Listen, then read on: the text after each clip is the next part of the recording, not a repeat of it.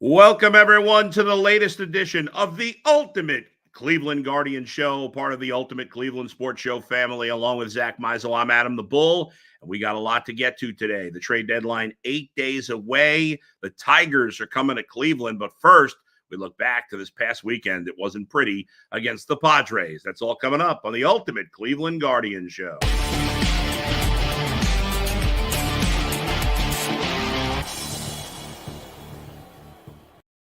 Zach, how are you? What's going on, man? Besides the Guardians, are you good? Life good for you? I'm great. How are you, Bull? You getting ready for your big trip? I am. We're excited. We're flying to Seattle. I was just saying to you, I'm hoping that, I'm flying Alaska Airlines, so I'm hoping the door doesn't fall off the plane. But you and I both agreed we like Alaska Airlines a lot. We know that there was that incident, but anyway, it's a good airline. They treat you really nicely there.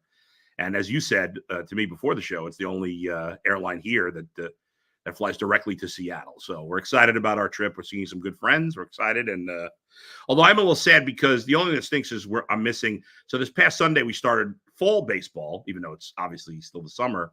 And I'm coaching two teams. I'm just white. I am exhausted, but I love it. Coaching two teams is probably a mistake, but so I'm coaching the 11, 12-year-old team and a 9, 10-year-old team.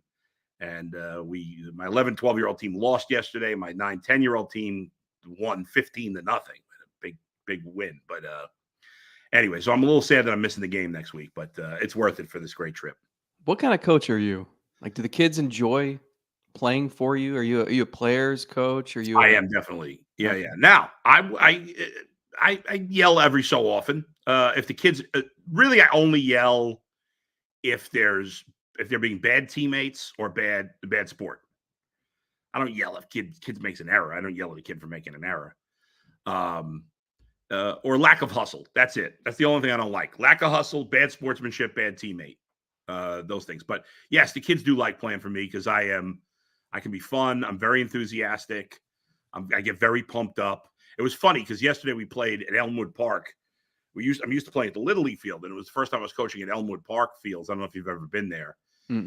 Most people wouldn't. If you don't live in Rocky River, you probably wouldn't even know about the fields unless your kid has played a game there because it's a park and it's a park off a side street, and then it looks like it's just a cabin in a park, but then back behind it all is these baseball fields, and it's surrounded by trees, and the acoustics like very echoey. So here I am coaching third, and like I'm calling out to the kids, and it sounds like you can hear me for miles.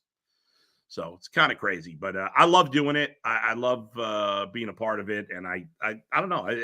I get a lot of enjoyment out of it, even if we lose. When the kids have success, I want every kid to have success. I put a lot on myself. When the kids don't perform well, I always blame myself. Because it's like I didn't coach them hard enough, or I didn't teach them the right thing. And anyway, but the funny thing is, real quick before we get to the Guardians, is that in the fall ball for the older division, the kids are playing for the first time, most of them, unless they've played travel. And I only have one kid on my team who's played travel ball.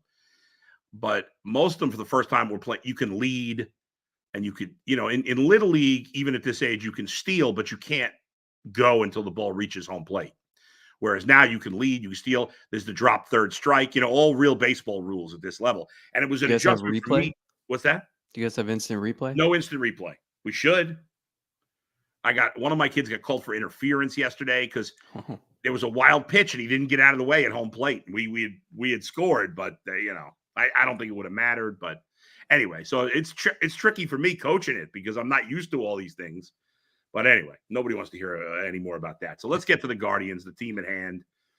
I don't know if we want to hear about the Guardians right now either. And what's funny, Zach, is they win that first game after the break on Friday night. It's 1-0, and then they pull away late. But the last 2 days, a total of 1 run on 3 hits. And this has been – there's been glimpses the last few weeks of what we saw last year where this team was completely inept offensively. Now, they're a better offense, we know, than they were last year, significantly. But lately, these last 2 days in particular – I think there's some mental scarring from fans. It's like, oh no, we're going back to last year's offense after what we saw the last 2 days. What would you say to those fans? I understand it. I mean, I think that there is not a single hitter who's been going well for the last few weeks, and I think that makes it tough. They have a lot of rookies or just untested guy. Like you're relying on Daniel Schneemann to hit 5th or 6th. Mhm. And if I would have told you that was going to be the case back in March, you would have said, okay, well, this team's probably headed to 95 losses. That's right. So I think you need your stars to play like stars. And David Fry has been miserable the last couple months. Josh Naylor's been really quiet. Jose Ramirez and Steven Kwan they've been okay, but not good enough to carry the lineup. And so I think you're just having all that go on at once. And it's baseball, and I think there's a lot of pressure, uneasiness in the fan base because of the time of year it is. And this is the only stretch where they just haven't looked like a legitimate Mhm. team that's gonna, flex its might in the playoffs and surprise everybody. And they were so good at like stemming the tide and not having a losing streak longer than 3 games, not having a stretch where they lose 8 of 10. And they've looked very, very mortal and lackluster lately. And I think that, coupled with the fact that the trade deadline is a little over a week away, Yeah. has everybody on edge. What are they going to do? And maybe I don't want to say this is a good thing. It's not. But it should be a reminder to the front office that like there's a couple things. One, it's not just you need someone to fix the starting rotation to rescue that group. It's you Right. need a bat or two. Like there's room for improvement across the board on this roster. And two, that this is still a work in progress. This is still, you've got Angel Martinez hitting second, and a month ago he was in AAA. And so you can go make additions, but it's making a trade or two isn't going to just fix everything magically. Right. And so you need a lot of things to happen at once. You need the Kwans and the Ramirez's and the Naylors to play like all-stars. You need the young guys to sort of blossom, and then you need help from the outside. And I don't think it would be the worst thing in the world to get a little kick in the rear end and a little juice maybe of seeing an established this is not, I'm just throwing a name out here to throw a name out here. But like let's say Randy Arozarena, who I know had a dreadful start to the season. He's been a lot better the last couple months. And everyone knows what he's done in the postseason in his career. Imagine him walking into the clubhouse next week. Right. Like that would give everybody a little pep in Sure. the step and maybe help some things. So I'm kind of like talking out of both sides of my mouth because I don't think a trade's going to fix everything, but I do think some trades can help. And I think just for everyone's peace of mind, whether it's us who have been talking about the trade deadline for 3 months, fans Mhm. who've been begging the team to make a move, and even for the players who I think it can never hurt to have that vote of confidence from the front office that says, "Hey, we believe in you. Go win a title." I think it would help. I think it would help everybody, and I think everybody needs to just get to July 31st to pass the trade deadline, and then all that anxiety maybe goes away. I think what you say makes sense. I don't think you're talking out both sides of your mouth. The trades will help the team. Nothing is going to fix every problem. Mhm. Every team in Major League Baseball has problems. None of them, Dodgers, Yankees, Orioles, they're not going to fix all their issues.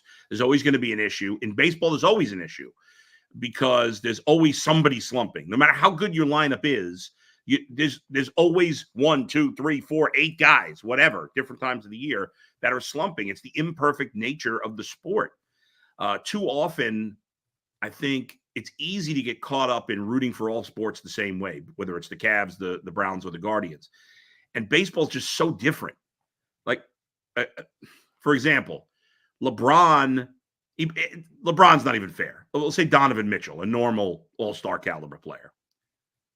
He doesn't really go through slumps, not like a baseball player does. His slump is, his shooting percentage is down a little, so he's scoring, 22 points instead of 28 for this particular game. Or he has a couple of turnovers. But when the best baseball players are in slumps, it looks horrible. They don't even, and it's like, how is this guy the best player in baseball? He's 0 for his last 12 or whatever it is. If who's a good quarterback, Dak Prescott, right? Like he'll have a bad game or two here or there, but for the most part, Dak puts up the stats. You know, Cowboy fans are not excited about him in the playoffs. But the point is, a great baseball player is going to have 60, maybe 70 days where he doesn't do much of anything. Or he's going to have a pitcher has 2 bad starts in a row, and well, that's 3 bad weeks of pitching, whatever it might be. So it can add up on you quickly. And it's so hard to wrap your head around that no matter how good your roster is, no matter how much talent you have, there's always going to be something wrong with it at all times. Yeah, and then it's 162 games. Right. So there's, in the NFL, every game is so critical. Yes. That it feels like, you're hanging on week to week. You are either ecstatic or you've never been lower. Right. It doesn't matter what the record is. Yeah. And in baseball, it's impossible to go through a 162 game season without having a rough stretch. It's what you take away from that matters. In baseball, like, you've got to figure out the formula that's going to win you games in the regular season, and then you have to decide, is that the formula that's going to win us games in the playoffs? In 2016, like it's not like Andrew Miller was pitching the 5th inning every day during the regular season. Sure, of course. They had to adapt on the fly. And I think the Guardians are going to have to do that here. They're going to have to figure out what's the formula, and that goes for the front office. Like, who are the right pieces to add here over the next week? But then internally, like, who do you need the most? I think it's critical. Like, if I'm thinking about the most important people over the last 2 months of the season, sure, it's whoever they add in a trade. I mean, I guess you could list Chris Antonetti among the most important people, but it's Gavin Williams, it's Bo Naylor, it's Will Brennan. It's guys who you either need to emerge, or like, is this just going to be a lost season for Bo Naylor? Right. Is this going to be the end of the road for Will Brennan? Or can those guys plant themselves on the map and say, hey, I should be part of your future, and I can help be part of the winning formula here in 2024. I think that's the key. And sometimes you have to go. I'm not justifying this. They've played. It's not just that they played bad baseball. They were such a refreshing brand of baseball the first few months, and this has been brutal to watch. I mean, the last 7 games, they've scored 0 or 1 run in 5 of those 7. And the one Friday night, they had 1 run until their last inning at the plate, and then they erupted. So it's been ugly for a little while now, and you're also going to get some really tough pitching here this week. So that's not going to make it better. So they need some answers. Yeah. And I think those come in internal and external forms. Guardians have lost 3 straight series for the first time this year. They've lost 7 of 10. They've lost 13 of 22 overall. The good news is that they still have a 5-game lead over both Kansas City and Minnesota, despite the fact that they played pretty poorly now for 3.5 weeks. And like you said, every team goes through slumps, and neither of us are excusing it. They're playing bad baseball. That's it. We're not trying to sugarcoat that they're playing bad baseball, but it doesn't mean they're going to now play bad baseball the rest of the year just because they played bad baseball for 3 weeks. The Royals are playing much better lately. The Tigers, who the Guardians start a series with here tonight, they're playing really well. They're 11 out, but they've won 7 of 10. They're playing much better lately. And you got to face Tarek Skubal tonight. You're coming off. It would be so typical baseball that you got 1 run and 3 hits the last 2 days that you just score 6 runs against Tarek Skubal. That would be the ultimate baseball. But going into it, you can't feel good about tonight when you're talking about the guy who might be the best pitcher in baseball. He's certainly one of the 5 best pitchers in baseball. Coming off 2 days in a row where you've gotten a combined 3 hits. I don't love facing him tonight. So they are 3 for 55 the last 2 days as a team, which seems impossible to do. Cool. And credit, like Dylan Cease and Michael King are really, really good pitchers. Yeah. King's been so underrated this season. The Guardians crack staff says this is the 5th time in team history. That's 124 years where they've had 3 hits or fewer in a 2-game span. Wow. Yeah. And the last time they did that was in 2021, which we've all tried to burn from our memory that season. That team was just painful to watch. Yeah, I mean, like, one guy who I think deserves some critiquing, like Andres Jimenez. That's another guy who they really need him to find something. It just feels like every time he's at the plate, it's a weak tapper to second base. Fry obviously has struggled. They just, I don't. You're gonna get Skubal, and unless they trade him quickly, you're going to get Jack Flaherty this week, who dominated them about 10 days ago. So it's not going to get easier. And then you get the Phillies this weekend. You get Baltimore after that. I mean, this is a rough stretch. You do benefit. You said that you mentioned, the Twins and Royals are 5 games back. I'm surprised that the Royals have hung around the way they have. Yeah. Credit to them. Yeah. Bobby Witt Jr. has been unbelievable. And Seth Lugo. I mean, this guy, he's going to be in the Cy Young conference. I know he's not going to win it, but he's been, I mean, the guy was a journeyman. I always liked his stuff with the Mets. They never really gave him a chance to start. He's going to finish probably top 5 Cy Young, right? I mean, he pitched a complete game yesterday. Who does that anymore?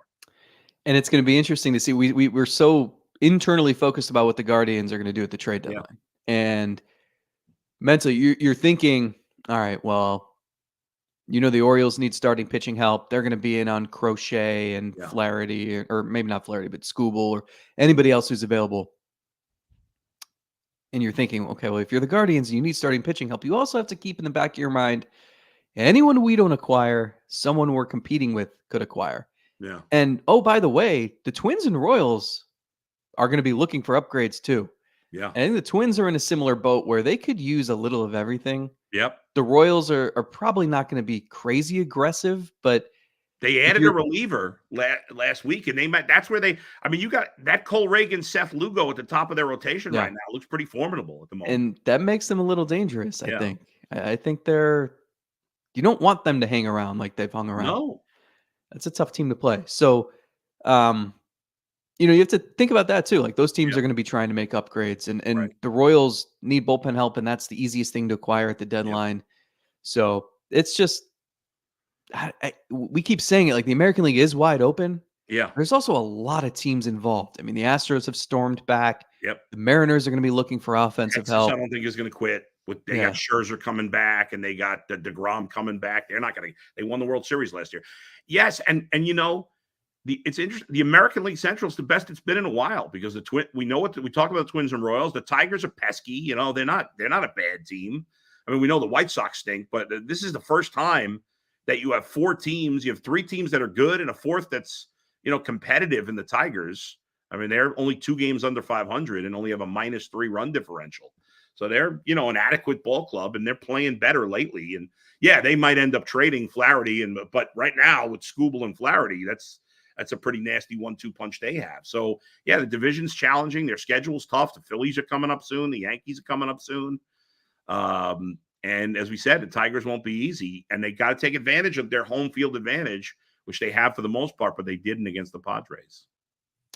Guardians are still 20 games over 500. They did a good job of beefing up that record so they could afford a stretch like this. But there's a lot of teams here in the race. I don't think you can afford for this to drag on much longer, and the schedule is very tough. Yeah, and it's interesting. There's a couple other things at play here. It's like with training camp starting, I feel like with the, as I always say, and I don't mean to make it too big a thing because it's silly, but the Browns get the benefit of the doubt in this town for everything. Where when the Guardians and Cavs are playing well, people are excited. But the moment there's a sign of things not going right, a lot of people are like, oh, I knew it, which doesn't happen with the Browns, which is funny. But anyway, and I don't want to see, like, the Guardians have so much momentum right now, even with the slump. The crowds have been great.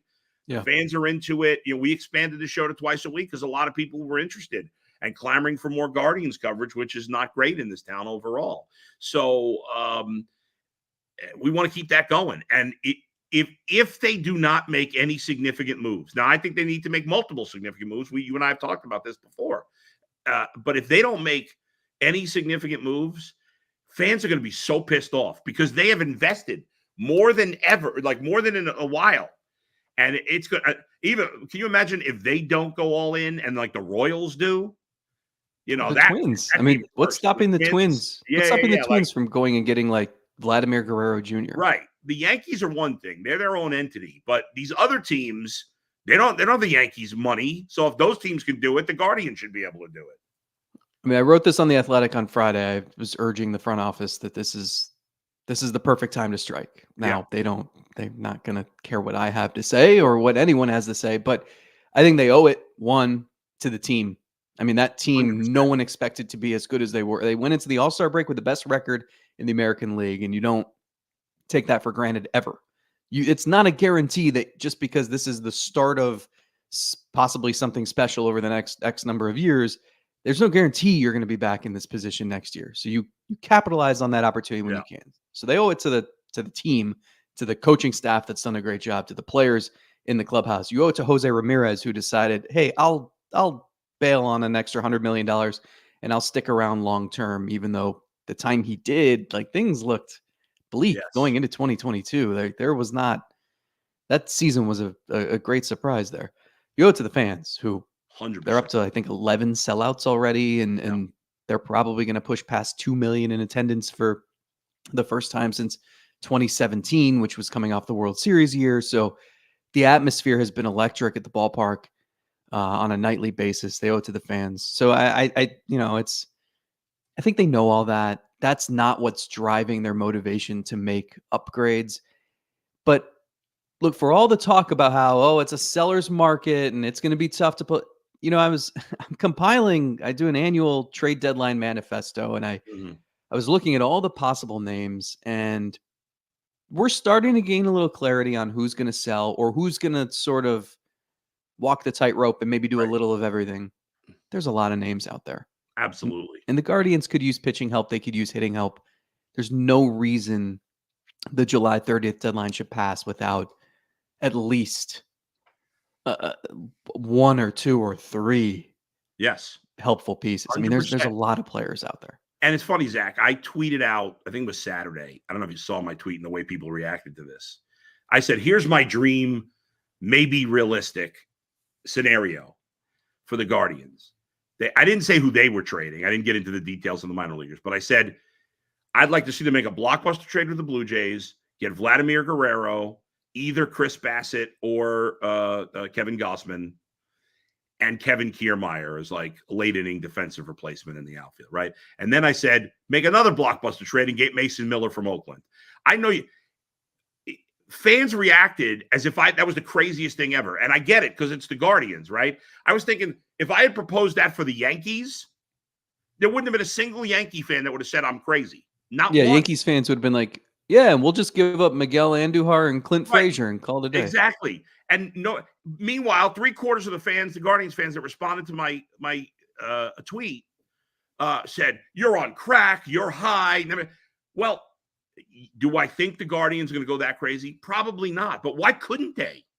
To say it's impossible for them to get Guerrero and Gossman and Mason, that's not impossible. They have enough to get those guys if they really were willing to. I know it would cost a lot to get all three of those guys. I get it.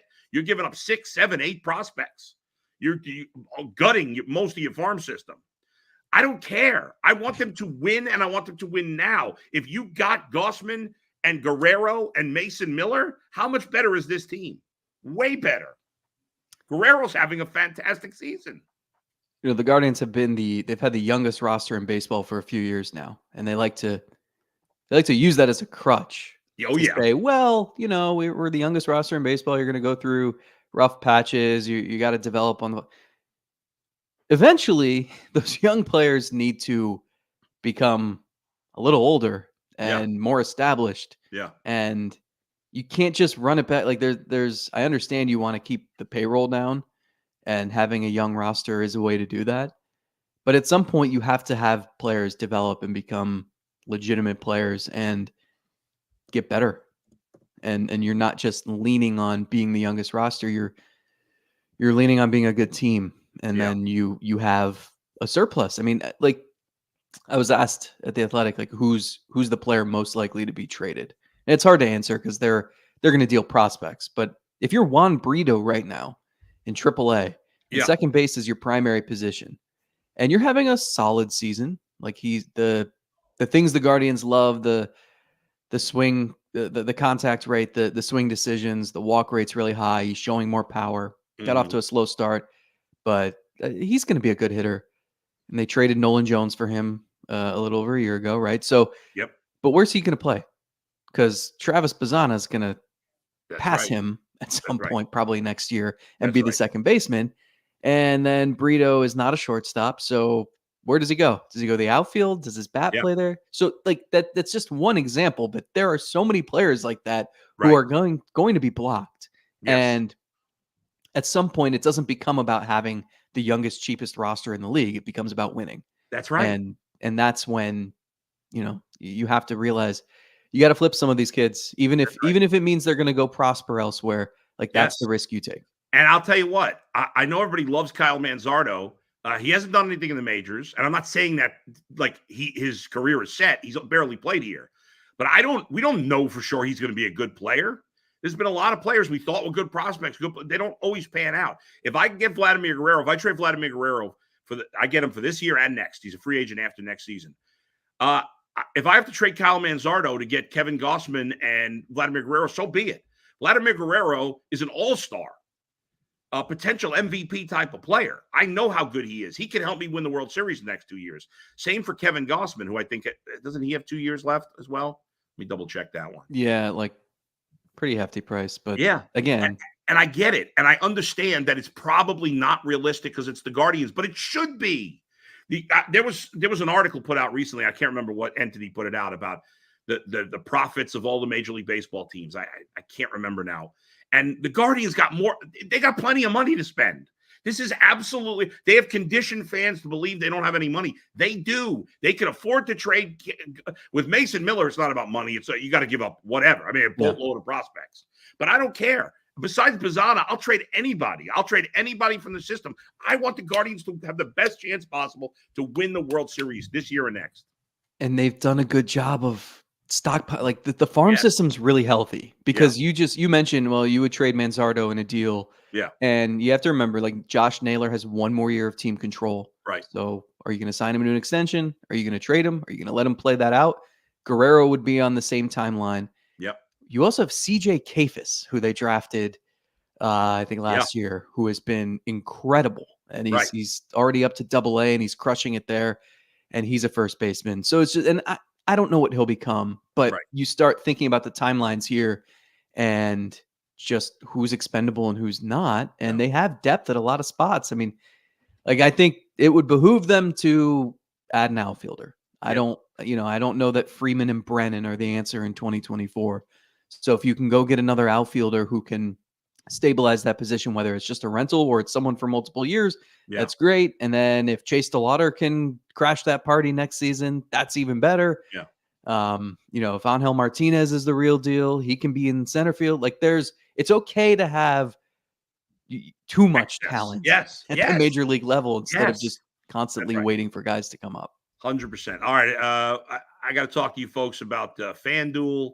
Let's talk FanDuel here for a sec. FanDuel, I love sports. There's a lot going on. Baseball is back. FanDuel lets me keep the sports going whenever I want. All you have to do is open the app, dream up bets anytime you're in the mood. And this summer, FanDuel is hooking up all customers with a boost or a bonus daily. That's right. There's something for everyone every day, all summer long. So head over to FanDuel.com and start making the most of your summer. FanDuel, official sports betting partner of Major League Baseball. Zach, let's go see what the fans have to say. We got some fan comments here. Let's see. CJ Stroud says hi. Hey, CJ Stroud watching us. I'm guessing it's not the real CJ Stroud. Could he win the MVP this year? He could. Absolutely. I love him. I was debating with somebody recently. They said I was crazy, but I was having this argument with a friend. If you were starting a team right now, would you take CJ Stroud or Lamar Jackson? I said, for me, I would definitely take CJ Stroud, even though Lamar's won two MVPs. I just think Lamar's game is not likely to last as long as CJ Stroud. I think CJ Stroud's going to have a longer career than Lamar Jackson. Yeah, and it'll be cool to see. I mean, that was year one. Like, what does CJ Stroud look like in year 4? Right. And he could, sometimes guys a great rookie season. There's a little slide back year 2. We'll see. But he was I've never been more impressed by a rookie than I was. And it CJ Stroud. Kills the Ohio State quarterbacks can't perform at the next level narrative, which is nice too. That's right. Let's see. Robert says, looking like the 2023 team. Face a good pitcher, no run support. Cleveland pitchers can't make a mistake. Yeah, Gavin Williams looked good those first few innings the other day, and then it all came apart here. That terrible 4th inning. Not pretty.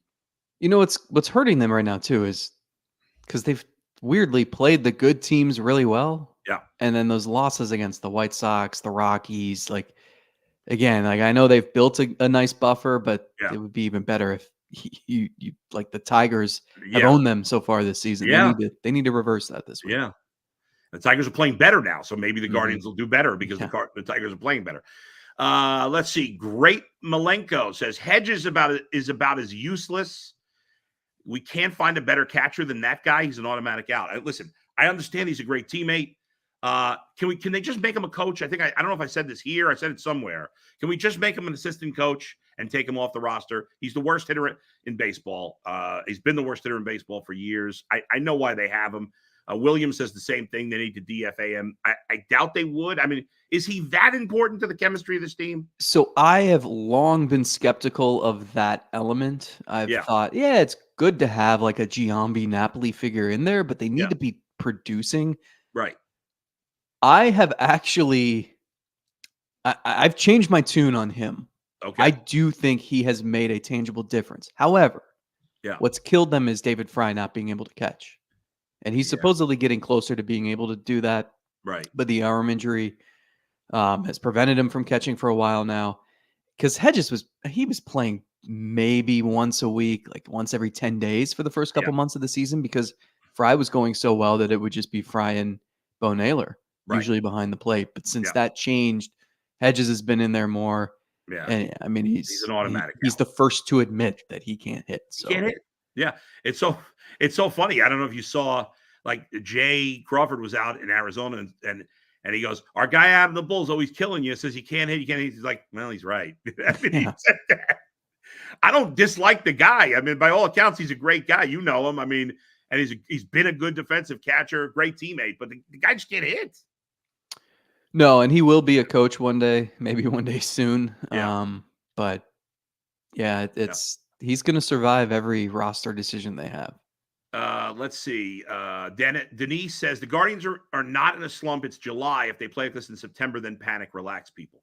They're not in a slump. They are in a slump, and I don't think we're panicking at all. I don't know. I tried asking Stephen Vogt if they were in a funk, and he said no. So no. All right. Well, we'll reevaluate after they face the best pitcher in the league tonight. At least he didn't get really pissed. Did you see Craig Counsell get mad at Jesse Rogers yesterday? No. Go check out that video. He did not like Jesse Rogers' question. It was around this time last year where certain managers didn't like certain questions. Oh, either, right. So.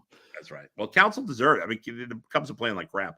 Robert says, I guess Logan Allen gets the call to pitch Tuesday. I thought that might be the case. What do you think? I was thinking that too, but then Vogt said Xavier Curry is tentatively the guy. Okay. I think this is all pretty fluid. Yeah, sure. And at least it won't be Spencer Howard. I don't know if you saw Tristan McKenzie yesterday. Ooh. Not pretty. 7 walks. Yeah. That's a mess. I hadn't heard the Curry thing, so I'm glad you straightened us out on that. Although, like you said, I'm not completely convinced he'll start. Well, we'll see. I guess we'll see what happens. Let's see. Zinter, the offense was going to regress eventually. Even the proven commodities weren't going to keep up their pace. That's fair. I mean, Kwan's batting average just dropped 45 points in the last, 3-4 weeks. Do they need to just remove some more walling from right field and improve the jet stream? Is that what's happening? I think that tear it all out right now. Yeah. Pull out the entire wall. We need the stronger jet stream. Let's see. Zinter, I'd be shocked if the Tigers move Skubal. I wouldn't be shocked. I wouldn't do it if I were them, but I would if somebody like you'd have to come with one of the strongest trade packages we've ever seen in baseball. But I think if you're a team, if you're a team that's not a legit contender, which they're not, you've got to be open-minded to anything in the right deal. I doubt they trade him. It's probably the Orioles or bust on that front. Like if they could get, let's say they get Jackson Holiday, they would, I mean, I think you get it, or Mayo, or like they have some high-end prospects, the Orioles. The problem for the Tigers, they're in a really weird spot. I like a lot of their core pieces, like Riley Green is really good. Yeah. But for them, Skubal's got 2 years, and then he's a free agent, and his agent is Scott Boras. Yeah. So he's not signing an extension. So can they realistically be legitimate contenders in the next 2 years? Now, what's killed if them they make some additions, maybe, but Mize and Torkelson both looking like busts or marginal players has killed them because those guys were both supposed to be superstars. Yeah. And Mize just looks like a guy. Torkelson looked like he was headed in the right direction last year, and he's been a disaster this year. He's not even been that good in the minors. So yeah, they're in a tricky spot. Be interesting to see what they do. But I mean, you could get so much from him. And yeah, if I'm the Orioles, I would trade as Jack. I get Jackson Holloway's the best prospect in baseball, and I'm not saying this because he, obviously he struggled in the couple of weeks he was up. But if I'm the Orioles and I haven't won in forever, I would consider trading him, because if you have Corbin Burns and Tarek Skubal at the top of your rotation, they are a massive favorite. And a really good lineup. And a fantastic lineup. And they have so many good young players that even if Jackson Holliday becomes a superstar, you could live with it for a couple of years at Tarek Skubal. I would do it if I were them. I mean, they've held on. They have so many. Their AAA team loaded. That lineup is better than some major league lineups. And so they've got guys who are blocked. I mean, it's similar to the Guardians, but better. Yeah. And it's like they've been waiting to make the right deal. We thought they were going to trade some of these guys a year ago, 2 years ago. They finally did for Burns. And now it's time for them to push all in, because they absolutely could win the World Series. All right, that's going to do it for us today. We'll be back on Friday. Well, Friday morning, I'll be in Seattle. Zach will be. Where are you going to be? You're going to be Philly. Philly. There you go. So we'll both be on the road. Zach, have a great week. We'll talk to you soon. Thanks to all the fans who watch. Make sure you subscribe. Make sure you like. We appreciate you all. We'll talk to you next time. Where else but right here on the Ultimate Cleveland Guardian Show. See you, everybody.